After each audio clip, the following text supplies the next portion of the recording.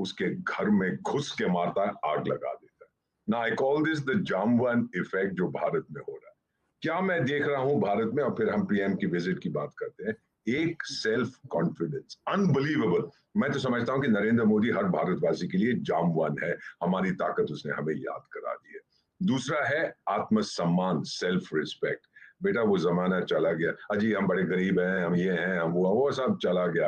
और अगर यहाँ चाटा मारोगे तो मैं ये गाल दूंगा, अब मैं मुंह तोड़ देता हूं अगर कोई कोशिश करता है। और तीसरा आत्मनिर्भरता, सेल्फ। मिसाल के तौर पर आज सुबह मुझे कहीं जाना था और बेसिकली मैं जाता हूँ मेट्रो से।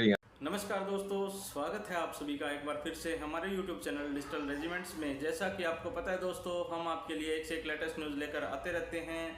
वैसी ही एक लेटेस्ट न्यूज़ के साथ फिर हाजिर हुए हैं आपके सामने। लेकिन दोस्तों, अगर अभी तक आपने हमारे चैनल को सब्सक्राइब नहीं किया है तो प्लीज़ सब्सक्राइब कर लीजिए। और यही न्यूज़ अगर आप हमारे फेसबुक चैनल पर देख रहे हैं दोस्तों तो प्लीज़ हमें फॉलो कर लीजिए। तो दोस्तों, इंट्रो में भी आपने देख लिया होगा और पाकिस्तान के हालात तो आप सभी जानते हैं।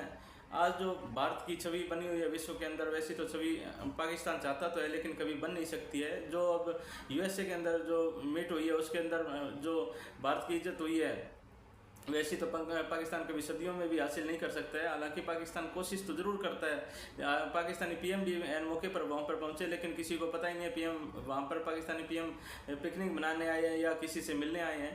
और जो वहाँ पर मोदी जी की जो छवि बनी है और उनके साथ में जो डील्स हुई है वो तो पाकिस्तान कभी ज़िंदगी में भी नहीं कर पाएगा।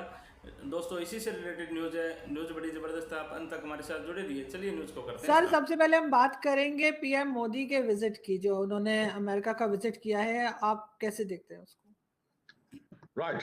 सबसे पहले तो आपको बता दूं, मेरे बाल अभी भी बहुत घने हैं। मैंने ये बालाजी को अर्पित किए थे। तिरुपति के जो भगवान हैं, जो भगवान श्री कृष्ण के अवतार हैं, गोविंदा गोविंदा, तो उन्होंने कहा बाल छोड़ जाइए, विजिट बहुत सक्सेसफुल होगी। अब इनकी इसके कारण हुई है या फिर जो हमारी बायलैटरल रिलेशनशिप है और ग्लोबल सिचुएशन है उसके कारण।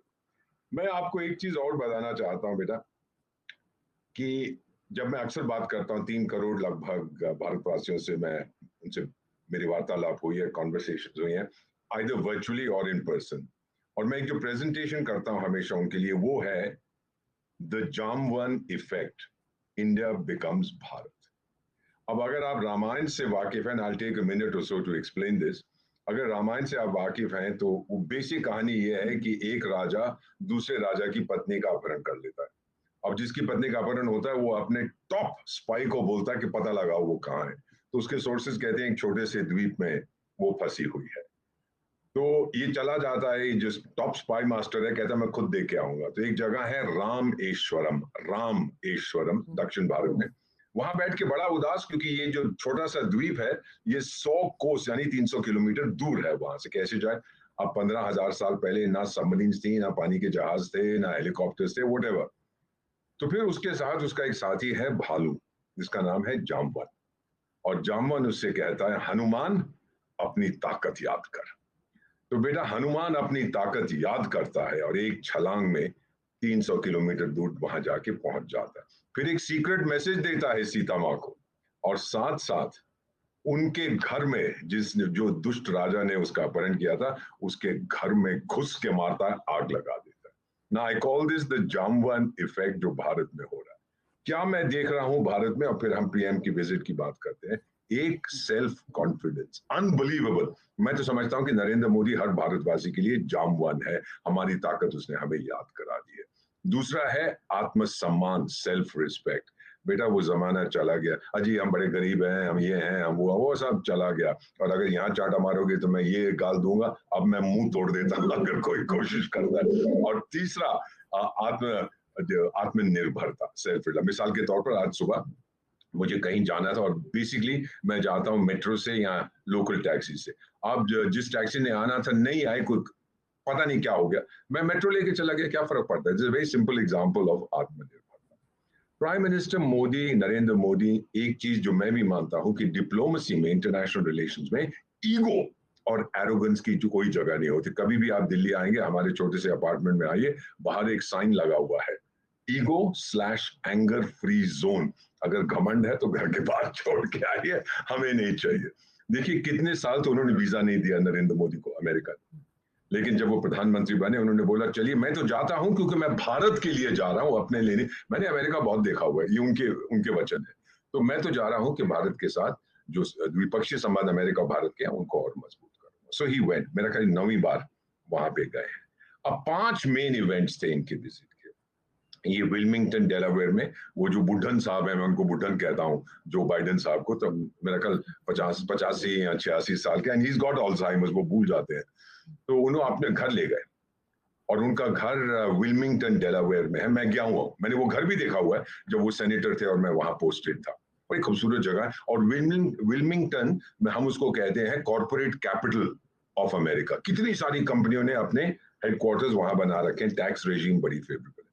उनको वहां ले गया, बातचीत हुई। बातचीत से पहले उन्होंने 300 एंटीक्स भारत के दिखाए अपने घर में, उनके घर में डिस्प्ले हो रही थी, जो उन्होंने भारत को लौटा दिए। बेटा अभी तक ये देखिए स्टार्ट कितना अच्छा हुआ है। अभी तक हमारी विरासत हेरिटेज की 600 मूर्तियां और बाकी चीजें अमेरिका ने हमें वापस की हैं, ऑस्ट्रेलिया ने की है, बाकी देशों ने की है। और जिसने सबसे बड़ी चोरी की थी ब्रिटेन, उसने 16 वापस की है।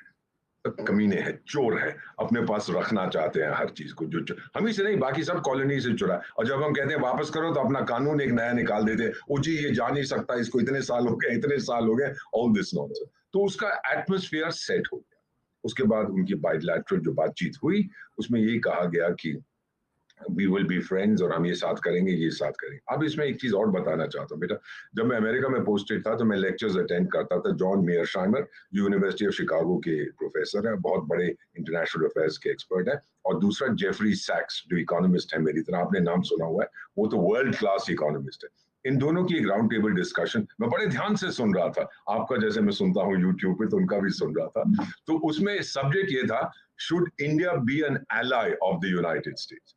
और जेफरी सैक्स बोला, या जॉन मेयरशाइमर को, मुझे याद नहीं है, देखिए टाइगर आप लोग एलाई की बात मत करिए। अब इस exact words, India is a super power, treat India as an equal, दोस्त बनेगा वो, एलाई शलाई उसके भूल जा, India is a super power. I was very impressed कि ये लोग अब समझने लगे कि वो भारत नहीं है जो डरता था। जब आपके कुछ चैनल्स पे मैं देखता हूँ बेटा, विच सरप्राइजेस मी, वो कह रहे हैं अमेरिका ने तो कार्ट ब्लॉश, खुली चिट्ठी, खुली जो है परमिशन दे दिया भारत को। अरे अमेरिका कौन होता है मुझे परमिशन देने वाला? ये भूल जाइए, ये बहुत पुराना इतिहास है, ये नया इतिहास है। So the first thing was bilateral. उसके बाद क्वाड की मीटिंग में, क्वाड की मीटिंग में बहुत से नए इनिशिएटिव्स हम लोगों ने डिस्कस किए, वो आप सब जानती हैं, गूगल पे देख सकते हैं। लेकिन मेरे हिसाब से जो सबसे महत्वपूर्ण था वो एक सेंटेंस था, संयुक्त राष्ट्र संघ। मेरी 80 साल की दादी वहां रहती है ना न्यूयॉर्क में, उसको यूनाइटेड नेशंस कहते हैं, अब तो मरने वाली है। तो वहां पर एक सेंटेंस था, we will reform the UN Security Council by expanding permanent and non permanent categories. ये बहुत से लोगों ने नोटिस किया, शायद समझ नहीं पाए इसका महत्व। उसके हम non permanent and permanent categories को एक्सपैंड करें। अभी तक तो पंचायत है, ये 5 कौरव वहां पे बैठे हुए हैं, 5 बदमाश कुछ होने नहीं देते। तो उन्होंने कहा एक्सपैंड करेंगे, एशिया, अफ्रीका, लैटिन अमेरिका से हम और कंट्रीज को लाएंगे। और देखिए कितनी अच्छी चाल है। लोग कहते हैं ये भारत ने किया, चलिए आप कहते हैं तो मैं मान लेता हूं कि हमने जब कहा है कि ग्लोबल साउथ के देश आएंगे तो चाइना भी कुछ नहीं कर पाएगा। वो तो अपने आप को लीडर कहता है ना ग्लोबल साउथ का, चुपचाप बैठ जाएगा, कुछ नहीं कर पाएगा। अगर कुछ किया सारी दुनिया बोलेगी तुम ग्लोबल साउथ के दोस्त नहीं हो। उसको अभी तो हमने गोल्ड मेडल जीता है मेन एंड वुमेन चेस में, वो दोनों मेडल्स, दोनों ट्रॉफीज भारत में आ गई हैं। चतुरंग तो भारतीय खेल था, और मेरा ख्याल 96 साल के बाद अब वापस से हमने जीता है ये इंटरनेशनल चेस फेडरेशन का। तो मैं यही कहूंगा कि चतुरंग का जो देश है, जो जन्मभूमि है भारत, वहां आ गया है। और चीन को मैं ये कहूंगा शामत, अंग्रेजी में कहते हैं चेकमेट। आप टाइगर अब चुपचाप से बैठ जाओ, ये बहुत जरूरी था।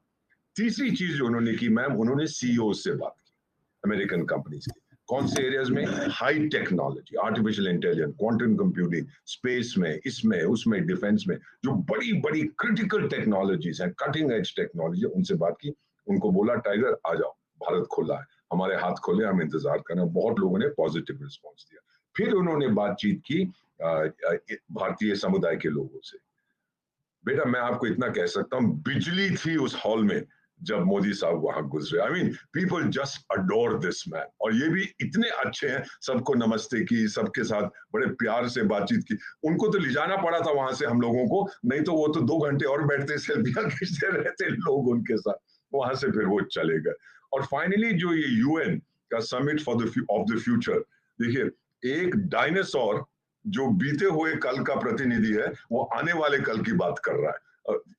फ्यूचर यही है कि UN will cease to exist, वो सबसे अच्छा फ्यूचर होगा, उसकी जगह कोई और संस्था आएगी। तो वहां पर भी उन्होंने कहा कि हमारी कलेक्टिव ताकत बैटलफील्ड पे नहीं, लेकिन हम लोग साथ जुड़ के क्लाइमेट चेंज, ये वो सारी चीजें उन्होंने, ये 5 चीजें थी। इन 5 चीजों को अगर आप देखें ध्यान से, बहुत सक्सेसफुल था। अब कुछ लोग आलोचना करते हैं कि जब पीएम साहब जा रहे थे तो वो खालिस्तानी लीडर्स को बुला लिया, किसी व्हाइट हाउस वाले ने या स्टेट डिपार्टमेंट वाले।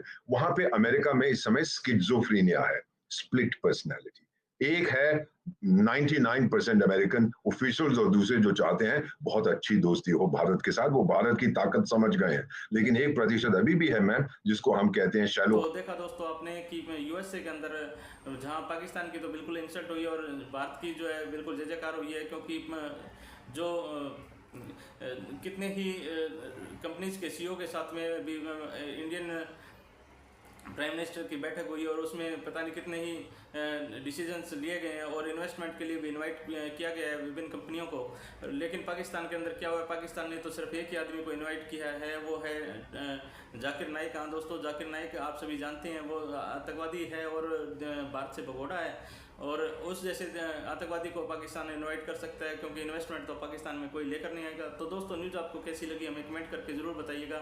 जल्दी हाजिर होते हैं एक नई न्यूज़ के साथ में, तब तक के लिए जय हिंद, जय भारत, वंदे मातरम।